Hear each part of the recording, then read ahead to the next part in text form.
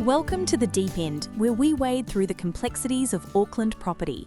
I'm Sarah, your host. Now, from Albany to Papakura, we're all feeling the same squeeze. Auckland property prices are through the roof, and for many, moving house just isn't on the cards. But what if the solution is sitting right there at the end of your driveway? Today, we're diving into garage conversions. Joining me is Jan, lead project manager from Style Plus Renovations. Jan, welcome. Thanks, Sarah. Great to be here. It's a busy time in Auckland. We're seeing a massive surge in homeowners wanting to unlock the potential of those underutilised Class 7 outbuildings and turn them into habitable living spaces. Class 7? See, this is why we need you. You're already talking in code. It's the habit of the trade, but that's what we do at Style Plus. We bridge the gap between the New Zealand Building Code, Auckland Unitary Plan and the actual hammer and nails. Let's be honest, Jan. Why a garage? Is it just about saving a few bucks compared to a full extension? Cost is a huge driver, definitely. Because the primary structure, the roof, walls and slab, is already standing, you aren't typically altering the house footprint. That can bypass a lot of planning headaches. We're seeing these spaces become everything from high-end home offices and gyms to guest suites or even teen retreats for those growing North Shore families. But I assume you can't just throw some carpet down and call it a bedroom. Absolutely not. The deal-breaker list is longer than most people realise. The first thing I check is ceiling height. If you're in an older Auckland home built before the 1947 regulations, the minimum height is 2.1 metres. For anything newer, the New Zealand Building Code demands 2.4 metres. And if you're short of that, do you just duck? Not if you want a code compliance certificate. If it's too low, you're looking at a floor lowering project. That means cutting into the concrete slab, which leads us to the second deal breaker, moisture. Most older garages lack a damp-proof membrane or DPM. Without that barrier between the ground and your feet, the space will always be damp. We have to remediate that with specialised surface coatings or new toppings before we can even think about finishes. It's why we offer that free architect's feasibility report. You need to know if your slab's a go before you spend a cent. Let's talk about the red tape. People hear change of use and they start to panic. Is it as scary as it sounds? Is actually a bit of a myth in the residential world. Under the New Zealand Building Act, if you're converting a garage into a sleep-out or office for the same family, it's classified as sleeping single home, or SSH.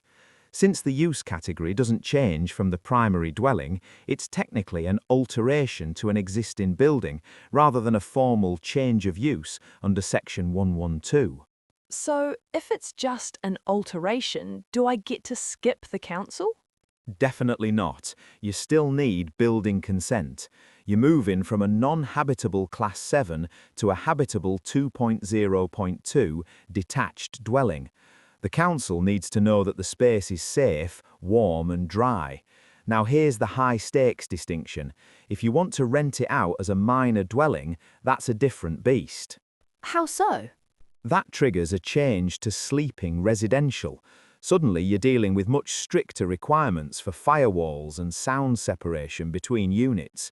Plus, in the mixed housing urban zone, you'll likely trigger a need for resource consent the moment you add a kitchen and laundry. And don't forget the parking. I've heard Auckland Council is protective of their off-street spaces. They are. That's a very common sentiment on the North Shore, and you aren't imagining things, but the protection has shifted from the unitary plan, the rules for your private land, to Auckland Transport's street management, the rules for the public road. The council cannot legally stop you from converting your garage into a bedroom just because you'd lose 2 off-street parks. However, in reality, while they can't stop you via the unitary plan, they are increasingly concerned about the overflow effect onto the streets. My expert tip is, look at adding a carport, a better option than the cost of a full garage build. Let's get into the nitty-gritty. Walk me through a site visit once the hammers start swinging. We follow a very specific logic. We start with the slab and DPM as we discussed, then we move to the bones. If we're removing old cladding to get the building wrap and insulation in, which we almost always have to do, we often find rot in the framing of older Auckland homes. We have to remediate that rot immediately. And I guess that's where the durability rule comes in. Exactly. Under the New Zealand Building Code, cladding and joinery only have a 15-year durability requirement. If your garage is older than that, we're likely retrofitting new windows and high-performance wrap to meet modern standards. What about the safety side? You mentioned Section 112 earlier. Section 112(1)(a)(1)(i) of the Building Act 2004 is the gatekeeper clause for any renovation or garage conversion in New Zealand. Is the big one. It's about means of escape from fire. We have to make the building safer than it was before the reno. Usually that means a reasonable upgrade to interconnected smoke alarms throughout the entire house, but we also have to look at Section 112(1)(b). More numbers. What's 1B? Structural integrity.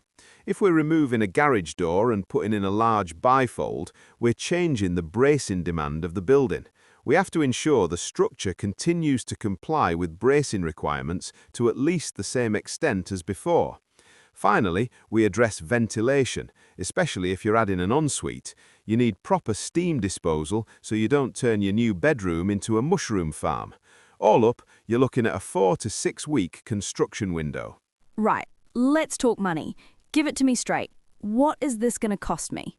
Look, if you're looking for a baseline, for 2026 costs have risen to an average of roughly $3,200 to $3,500 per metre square for residential work. But remember, professional fees for architects, engineers and council are always additional. Can you break that into brackets for us? Sure. For a basic conversion, think a simple, lined rumpus room, you're looking at a starting point of $40,000 as the entry-level baseline for a basic Auckland conversion, lining, insulation and electrical, without plumbing or structural changes. For a mid-range project, like a bedroom with an ensuite and quality finishes, budget $60,000 to $100,000. If you're going high-end, a fully self-contained minor dwelling with a kitchen, you're starting at $150,000 and climbing. You also need to remember that there are other potential costs.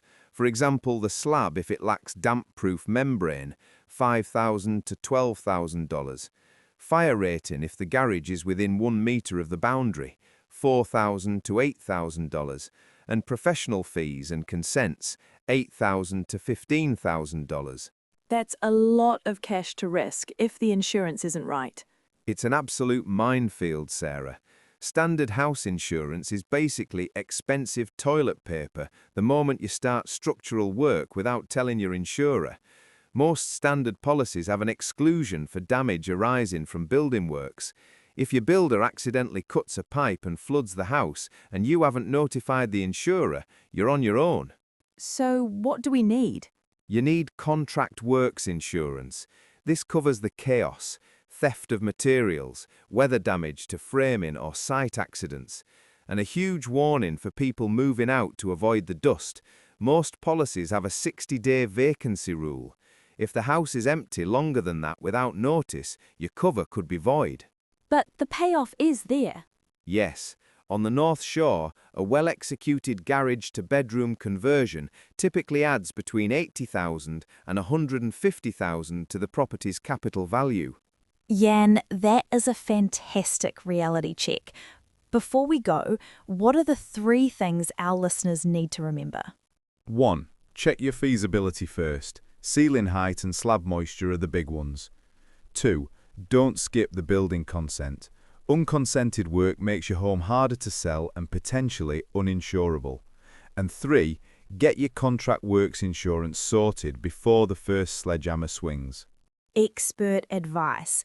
If you're ready to stop parking the car and start living in that space, you can reach Jan and the team at Style Plus Renovations on 0800 789 537 or head to styleplusrenovations.co.nz to check out their cost estimate tools and that free feasibility report Jan mentioned. Thanks, Sarah. Jan, thank you so much for joining us and helping us navigate the deep end of garage conversions. To our listeners, thanks for joining us on this episode. If you're ready to turn that underutilised concrete into a vibrant new part of your home, make sure you start with a feasibility study to avoid those common consent and insurance traps. And be sure to join us next time when we dive into the highly anticipated topic of additions and extensions and look at the advantages of expansions and house extensions in Auckland, as well as some pointers to get you started. Until then, keep dreaming big, Auckland.